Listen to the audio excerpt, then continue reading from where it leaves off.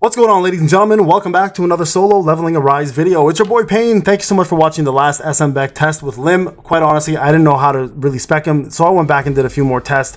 Spec'd him full HP, didn't work out quite as well, so this time around we're going to spec him full attack. Now the reason I wanted to spec him full HP for this was because of his brand new updates on specifically one skill, and that was the right over here, this passive, the Curse of the Magic Beast, which actually increases the bleed effect on anyone who's immune to bleed by 200% of his max HP. So it turns out if you go max HP, it actually doesn't work out quite as well. I was hoping it would do better because I really was hoping to spec him max HP to give him more survivability, but instead the full attack works out much better overall. And in this case, we do a full test with full HP with full attack instead. So what I did was I spec'd him this way, where you guys can see his stats are 26.8k. I'll show you guys the full stats and everything in there, plus the cores, plus his skills are not maxed out, but they're at least a level 8 and level 10. Lim was not involved in this testing. I think he's fully maxed out, geared out and everything. So the last test that I put out, you can consider it more of a Lim test. Lim damage wise does just as well as Harper, but unfortunately he does not break anywhere near as well as her, giving Harper the edge, of course, as a breaker. But overall DPS, he actually has increased quite a bit, especially considering Harper was 10, 7, 10, 8, 10. Lim was 7, 7, 7, 7, 7. And when you see the testing side by side, the results were very similar from a damage perspective. So you can consider Lim a really good DPS breaker, but you can't consider him a better breaker than Harper. Harper, of course, as a breaker will always do better than Lim, but overall from a DPS perspective is there. So for all of you wondering, BAEK, is he better than Charlotte as a raw DPS? Quite honestly, he might be, but not in every circumstance. And I want to make this clear because this test is going to show you guys something completely different. It's going to show you guys right over here. This is the testing. It's 4 minutes long. It's going to show you guys without Isla. Okay, so no involvement with Isla whatsoever. If you add Isla to the mix, unfortunately, it takes away a big portion of his kit, which is the fact that he needs to stay below 50% HP to make himself very viable. The moment he goes above the 50% HP, he actually ends up doing way less damage, which makes Isla really hard to use with him, especially in any auto format, which is guild battles or POD, you know, because she heals him so damn much. So ideally what we did here is we put him with Gun-He, who can, or anyone that can give him a shield. We gave Charlotte on the same team so he and Charlotte can benefit. Harper was on the other team. Her Tenderizer will increase dark damage. You guys can see right here this skill from her A2.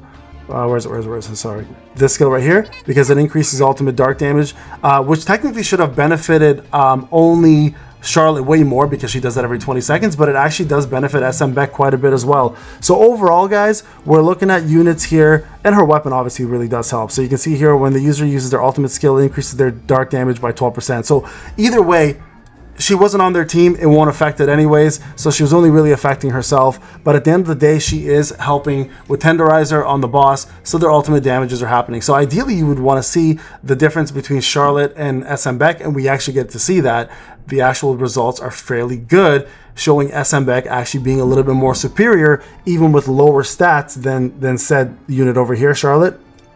As you can see, my Charlotte is actually pretty beefed up, and he actually does perform better with a lower end weapon. So you give him a better weapon, he actually does outperform her quite a bit in most cases. Now, this is different though. This is a guild boss. Using them in actual manual mode may be different for you depending on your playstyle. He starts at 50% HP with a shield.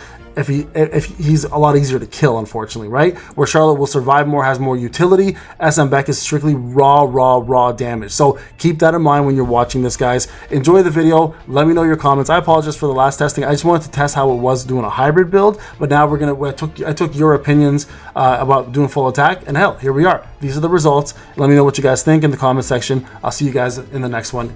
Enjoy the testing. All right, guys, one more test here, and then we are done. I just want to see how he does with somebody who can keep him alive, and I actually added some cores. So I'm going to see what happens right now, okay?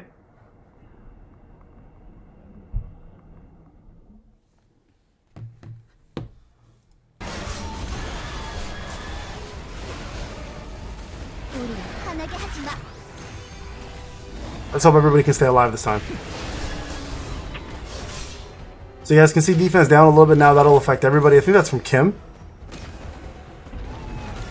And again, I apologize, guys, for all the noise. If you are hearing noise coming from me, I've got kids here, like my nephew's here, my whole family's here. So I'm just trying to do one last test before I head out for the rest of the day, so you guys at least get the results you need. And hopefully these guys can stay alive this time. I think Kim's a good choice here because he'll probably give everybody a shield just to keep everyone up and running in that team. So Harper won't die anymore. We got 2 minutes left, guys. We're doing pretty good. We're doing pretty good. I know I could have put Harper in second place to do her ultimates more often, but she's not really the showcase.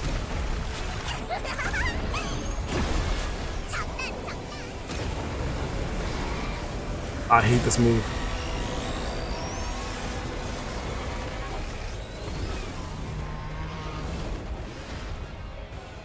There we go. A minute left. Let's go. Hopefully we can break them. I think we have way more than enough breakers this time to happen, so I think we should be okay. There we go. Come on, come on, come on. There. Good, good, good dodge. We have a break coming up right now. There it is. Let's break them all together, guys. We got enough breakers here. This should happen no problem. There it is.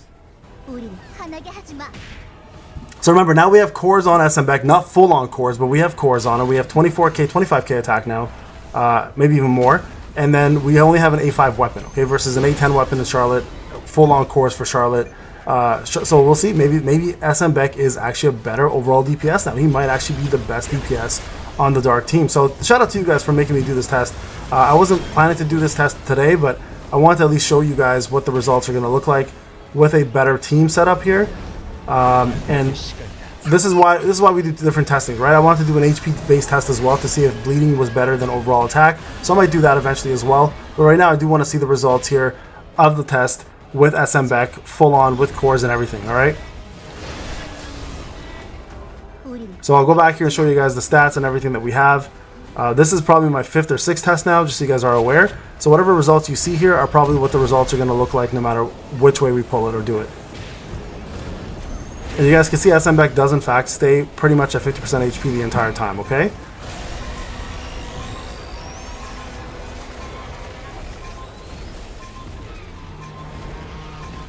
Alright, here we go. Here are the results.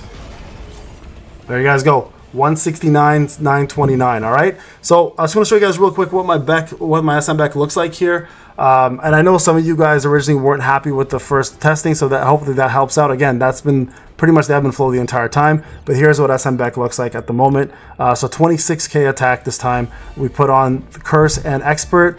Cores, we put on whatever cores I had available at the time to give him, so that's additional attack crit damage. We have additional defense crit hit rate and additional HP crit hit damage.